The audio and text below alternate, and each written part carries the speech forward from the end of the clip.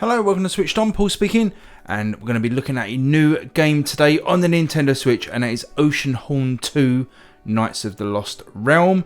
And before we go too much further, let's have a look at the main title screen here, and yes, we are looking at a Legend of Zelda rip-off is probably the wrong word, and a disservice to the job the guys have done here, but it's very heavily based on the Legend of Zelda games. The original Oceanhorn on the Switch sort of tended to ape the earlier Zelda games with a more of a top-down perspective, and Oceanhorn 2 improves on that and moves it on to a more Breath of the Wild style third-person view. Let's get into the game and talk a little bit about it. I think the game is about 13 to 15 hour story mode, so there's plenty of content here. As you can see, the main character here very much based on Link. Even got the blue tunic or the blue top. There's a sword and a shield. You can pick up other weapons as well. Currently in this mission, we're currently travelling to a city on a train that we've just had to get going by doing some simple puzzling. A little bit again like Zelda, you've got sort of a third-person combat. You've got dungeons. You've got puzzling, light puzzling. It's nothing too complicated. Sort of figure out which bricks to destroy or which blocks to drop on top of pressure plates, stuff like that. Let's just go through here. If you played the original Oceanhorn, this is one of the other major changes. You have a sort of a party this time round, and you pick these other characters up as you go through the story, and you can actually control them in the game as well. They can help you in combat and help you with puzzles. Some of the puzzles are very obvious when you come across them, that they're set up for multiple party members to activate. You've got this radial menu. You hold down the R button, and down the bottom here in these bottom couple of slots will be the character portraits when you can use them in puzzles and stuff. Or you can hold down the aim button here with ZL, which usually aims your gun, which is a little bit of a departure from Zelda, I must say, but brings up this sort of aiming reticule for the gun. But if you point that at puzzles or enemies, you can then press up or down on the D-pad to send your character over there to help you out. So let's go out and chat to Master Mayfair. Now I must say, as I say, I'm about 5 hours in. Really have been enjoying it, to be honest. Let's just lay down some housekeeping before we go too much further. It comes from Cornfox Bros. As I say, it originally came out on Apple. It was an Apple Arcade exclusive. It's going to sit about £30 in the UK, and it's $30 in America, and it's also got a launch discount in America. So not quite sure. I'm a little bit unsure if it's going to launch today with some sort of discount in the UK, because those pricing conversions seem a little off, if you ask me. And obviously, if you can, go via the USA route. As you can see here, back to the game, we've got some really nice environments. The graphics are generally really good. Performance, for the most part, holds up. It's 30 frames a second. You do get the odd drops in certain areas, but I think considering the denseness of the world, I think they've done a really good job here. The graphics are certainly acceptable. They look really nice in some places, but you can tell they're mobile first. And that's kind of the story all the way through the game, really. It does feel like a mobile first game, which I know it sounds really ridiculous because it obviously is. And as I say, it was designed for Apple Arcade and touchscreen devices, but it just feels it's just that little bit short of being a super polished experience. But that's not to say it's not a good game. As I say, I have been enjoying it. And let's just skip through this story because we don't want to spoil anything. Have been enjoying it. The mix of combat, which can be a little bit clunky, but also it's enjoyable for what it is. Hammering on the Y button to do combinations. Let's meet at the Red Herring Inn in the Lower Town. Just got to pick up this story. And you say you've got the gun there, and you can pick up this gun, sort of a special gun. If we go to the radial menu on the left hand side there, we've got different sorts of firearms. You can have standard bullets. You can have got a fire spell here. And then we've got a lightning spell. And you can use that on the enemies, and you also use that for light puzzling as well, so you can burn stuff down. So it's quite a decent physics engine. If you set something on fire, and like a barrel or a hay bale or something, and then you throw that against a tree, the tree will set on fire, or wood will set on fire, or nearby elements will set on fire. So the physics work quite well like that. If you throw it in water, it will go out. So that's pretty good. If we go into the pause menu here, we've got a quest here, which is quite nice. I like this bit in the middle. You've got the adventure log, which kind of logs every single thing that happens in the game, whether it's an action you take or a conversation that you have. It's really quite good. Quest items there, and you've got different keys that you can collect for different areas to get into different doors. These challenges, these are kind of achievements, I guess, but also they give you XP. But as I say, I don't really feel like the XP necessarily really doesn't really do much. I mean, the last level that I unlocked, it did mean that I could carry 10 rounds of bullets, which, you know, is okay. You get little upgrades, but it doesn't feel like it's a major thing. But, you know, they're there, and there is little things here to aim for.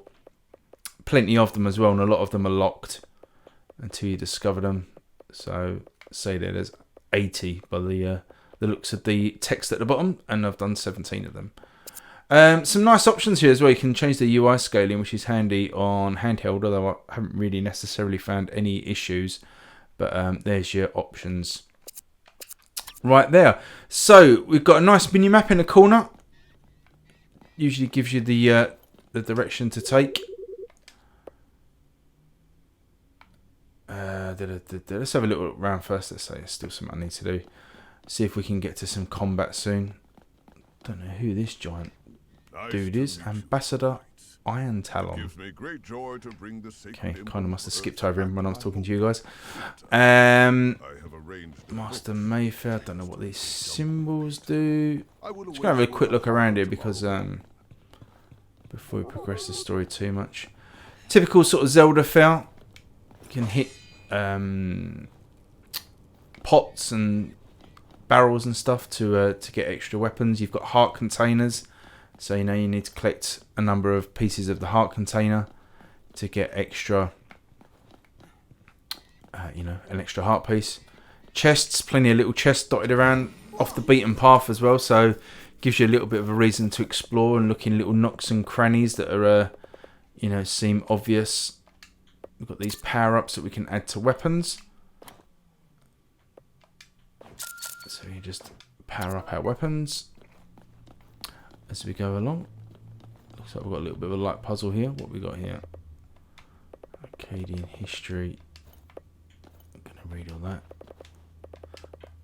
Story seems okay actually. This is set, if you played the original Oceanhorn, this is set 1,000 years before Oceanhorn, the first one. And we'll talk about that. If you are looking for an action sort of Zelda-ish old school RPG, I can recommend the original Oceanhorn as well. Played through most of that, and yeah, I would say Oceanhorn 2 is obviously better in probably every department, but doesn't make Oceanhorn the first one a bad game. Special moves, you got this roll, and it goes into a sprint. You got the standard by now. A lot of these games do it. You got this sort of stamina meter for when you're swimming or running or climbing. One of the issues I found almost straight away with the game is there's no jump button. Sort of hammering B, you can't jump. And I really think of all the negatives might have about this game, and there's not many, there honestly isn't. But I would say the lack of jumping just feels really odd in one of these sort of open world action RPGs. The fact you can't jump just feels really odd in the world because there's like little ledges and stuff. And you just can't jump up to them, and it feels a little bit unnatural. Let's follow this story through, see if we can get outside. Let's go. I'm going to try and pick up the story, so we're just following the marker on the mini-map in the top corner.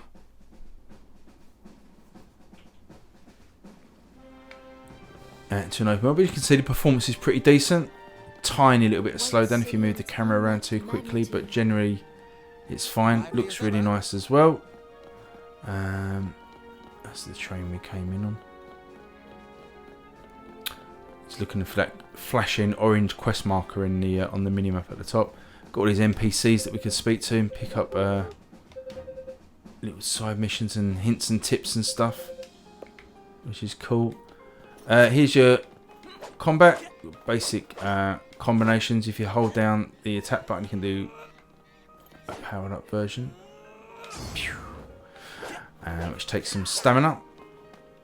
Again, typical Zelda fare here. Hit bushes, usually find like that there, bits of hearts. You can pick these barrels up and generally lob them in a general direction. But again, if you throw that into a fire or walk near a fire while you're holding a barrel, it will set on fire, and then you can sort of throw that at your enemies, which is pretty cool. So we've got a sideboard mission here. Side mission for Sir Sting-a-lot. So we can keep an eye out for that. You've got little, where there's these little green things here, there's usually a vending machine nearby. But yeah, there's sort of vending machines in the world. You've got this kind of like weird old style fantasy setting. Then you've got some sci-fi stuff. You know, you've got a robot here that comes along with you, and say you've got robot enemies, you've got vending machines. So it's a bit of a mishmash of themes, but you know, I'm not too concerned with that, to be honest. It kind of works. Nothing really interesting down here, so pots to hit. Quite a lot of these buildings, you can enter them, and a lot of them will have, you know, something in them. They'll have a chest or a little note that you can read that gives you a bit of lore, a bit of backstory, some hints and tips and stuff. Load times aren't bad, sort of going in and out of areas. There's a few seconds, but generally not too bad at all, really. Considering again, it's open world, and you know, the game looks as nice as it does. But sort of the thing that I always think about with these games is that on mobile, they're really, probably not so much these days, but when sort of the first Oceanhorn particularly came out on mobile, and then the fact that this second one here went to Apple Arcade and looks as nice as it does, on mobile they're kind of like a curio, you know. It's they're really nice to see on mobile. You know, it's the sort of game that you never used to get on mobile, though they're kind of a bit more popular now. Mobile gaming's really come on. Here's a vending machine.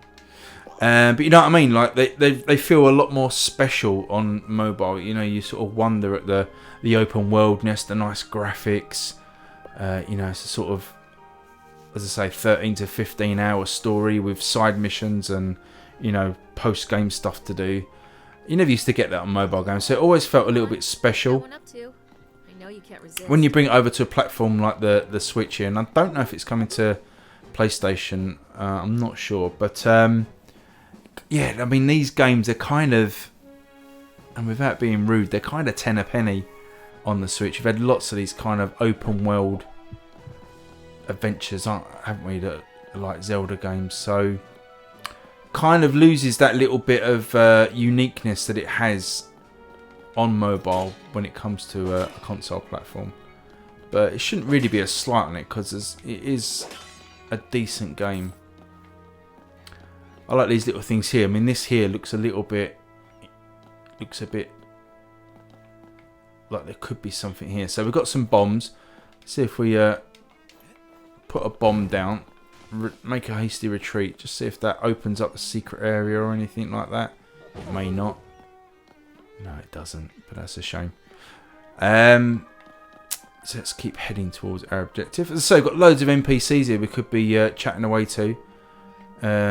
Got a nice bit of verticality in a lot of the areas, so you can climb up ladders. There's also a sailing bit in the game, so a little bit of Wind Waker kind of thing. There's also kind of a Star Wars pod race. You get like a speed bike that you can go through in a section. I don't know why we want to go to sleep. So that's, you know, there's a couple of different little things that break up the usual sort of action adventuring kind of thing. So that's really nice as well. So overall as a game, as I say, there's plenty of content.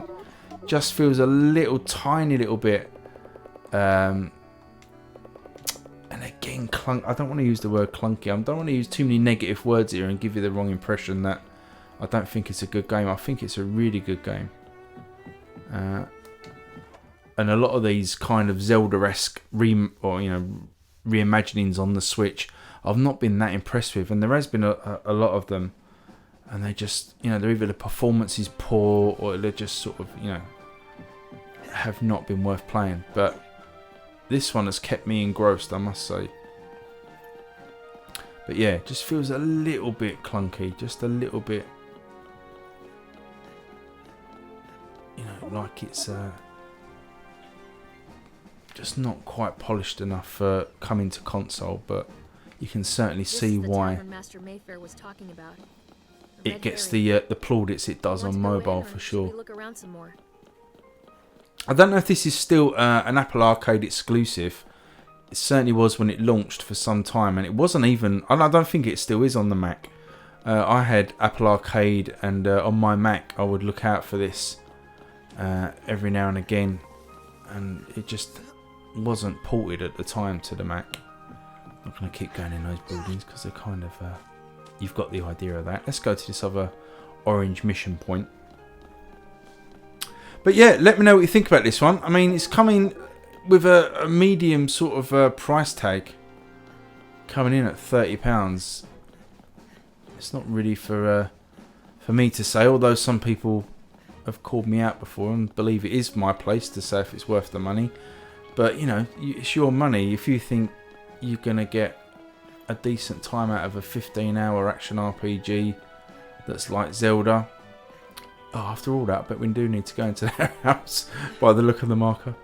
Yeah, go for it, because I've not seen anything here that I would point out as a massive negative at all. It's so the story's fine. It's all fully voice acted. The music's nice. The combat's quite nice, using a mixture of shooting and sword play.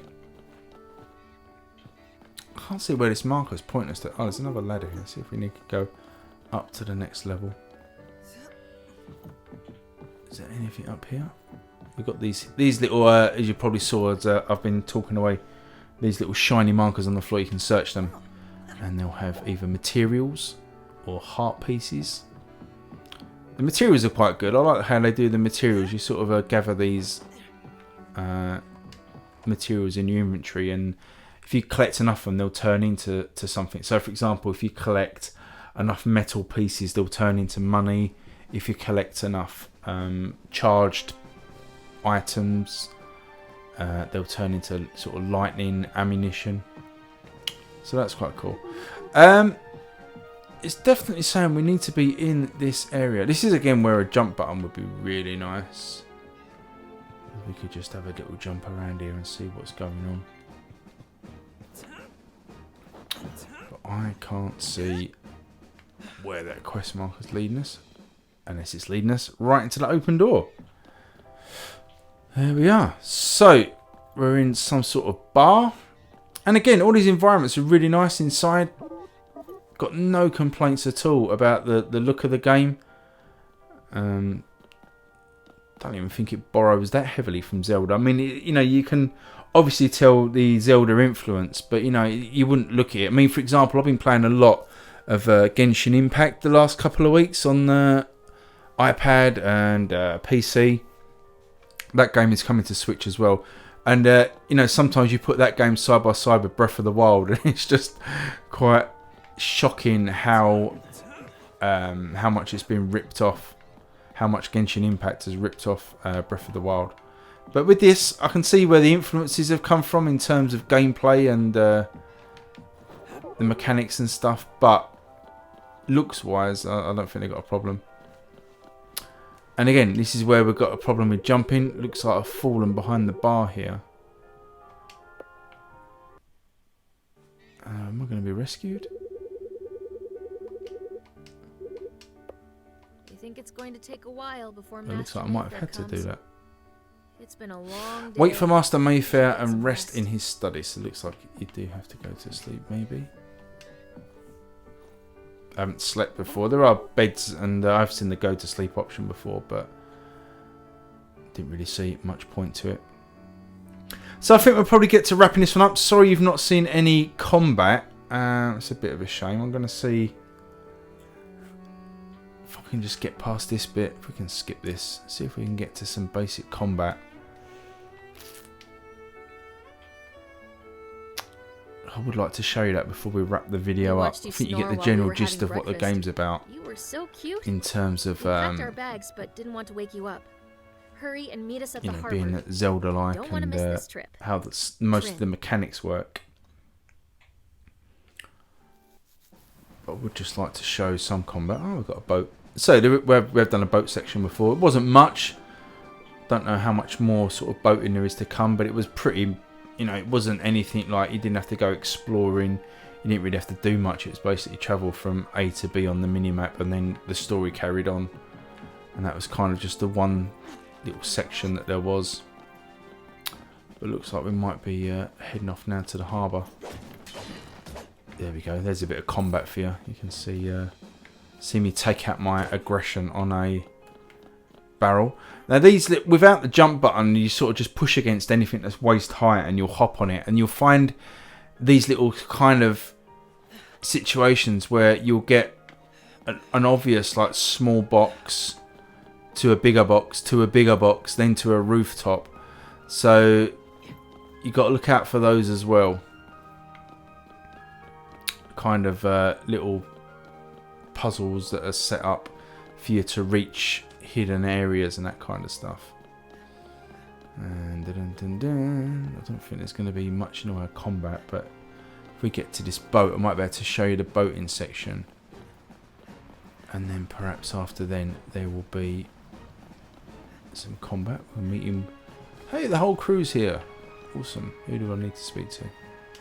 Good day, young Arcadians. I am Ambassador Iron. Let's begin our journey. Are you ready to begin our journey to Purity?